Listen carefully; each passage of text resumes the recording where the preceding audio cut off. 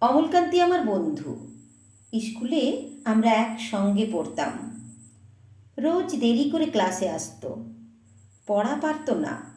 শব্দরূপ জিজ্ঞেস করলে এমন অবাক হয়ে জানালার দিকে তাকিয়ে থাকতো যে দেখে ভারী কষ্ট হতো আমাদের।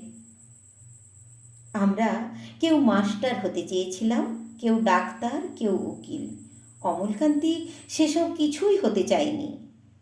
সে রোদ্দুর হতে চেয়েছিল।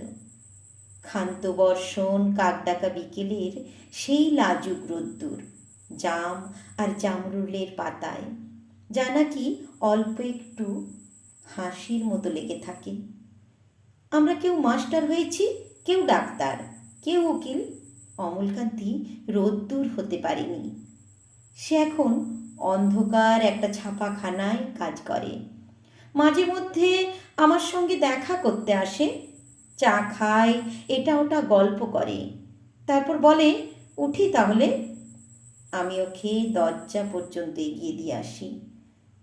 আমাদের মধ্যে যে এখন মাস্টারি করে, অনায়াসে সে ডাক্তার হতে পারত। যে ডাক্তার হতে চেয়েছিল, উকিল হলে তার এমন কিছুই ক্ষতি হতো না। অথচ সকলের ইচ্ছে পূরণ হলো, এক অমলকান্তি ছাড়া। অমলকান্তি রোদ্দুর হতে পারেনি।